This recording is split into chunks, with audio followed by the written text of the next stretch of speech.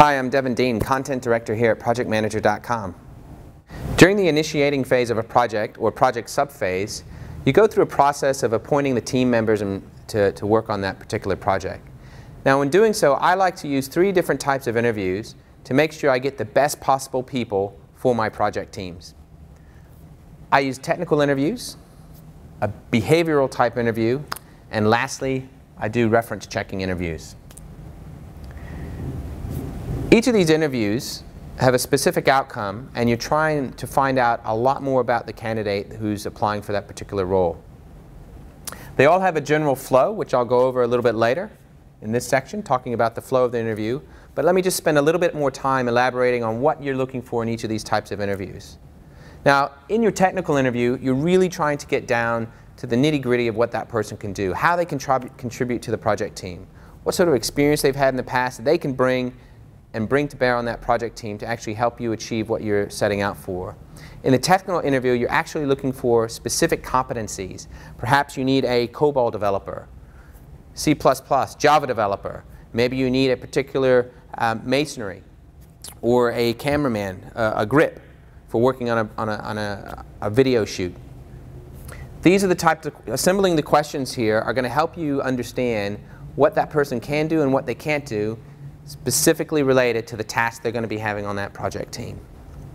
The next style of interview I like to use is a behavioral type interview. Now, in a behavior interview, what you're trying to find out is a little bit more about what makes that candidate work. What sort of things have they done in the past and how have they reacted to situations in the past can give you an indication of how they're going to react in a situation in your project team. You might ask questions like, what was the most creative thing that you think you've done?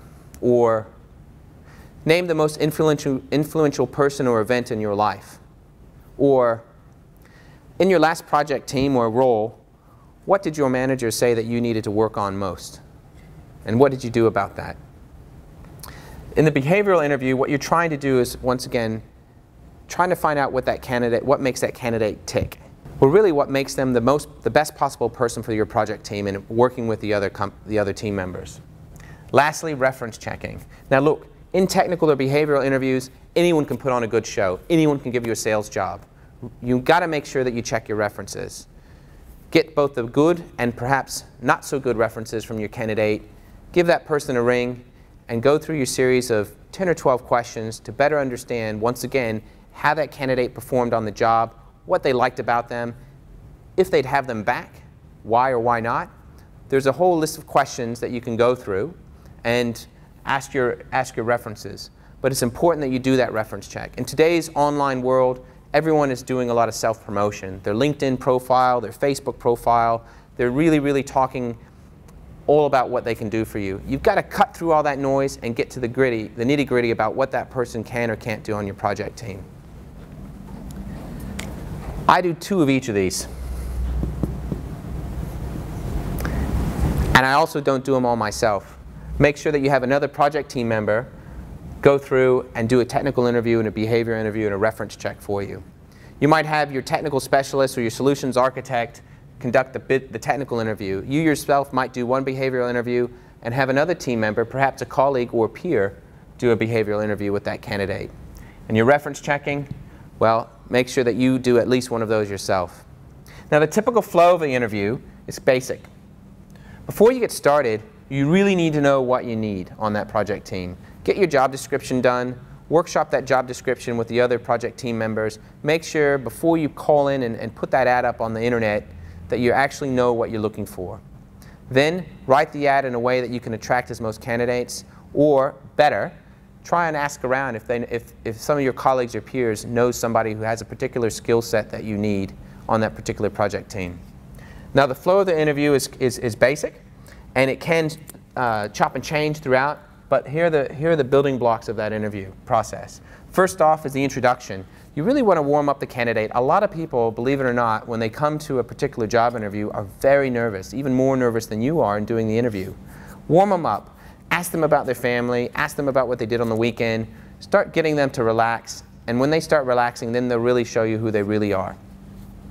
Next off, once you go through the introduction, make sure you are inquiring about the specific skills that they can bring to the project team. Go through their list of certifications, go through the experience that they've had around that particular skill that you're looking for, and find out more about what they did in the other projects or other roles that they've had using those skills. Learn a little bit more about their experience. Take the time to have them tell you stories about what they did on the last job and how that may help them on this job. Go through the list of qualifications. These might be certifications. Now, certifications don't necessarily indicate how good a particular resource is against their competitor. However, it does give you an indication that they're committed to learning more about that specific skill set.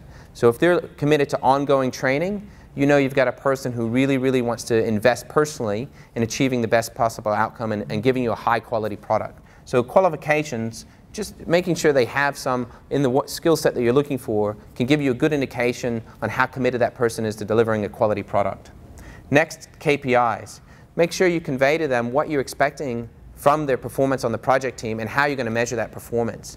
Make sure they get a clear understanding about that from you and see how they react to it. If people don't like to be measured or monitored, you don't want that person on the project team, because what they'll end up doing is working in a silo and not collaborating and not being a team member and not participating on the project team in a way that is best functional for the whole team. They'll be performing as an individual. So make sure you talk to them about how you're going to measure and monitor them and what you're expecting from them in terms of their work habits.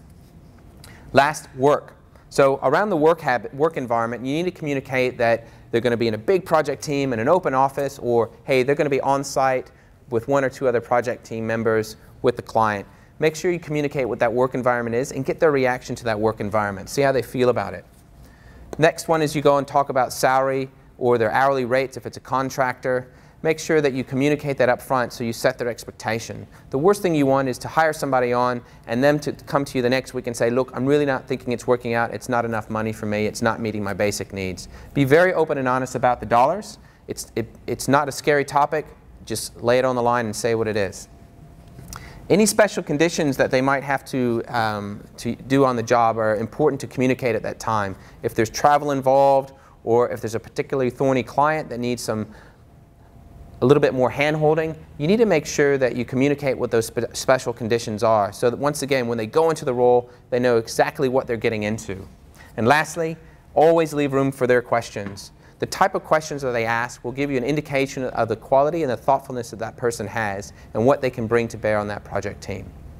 For other tips and techniques and how-tos and next week's whiteboard session, please be sure to join us at projectmanager.com.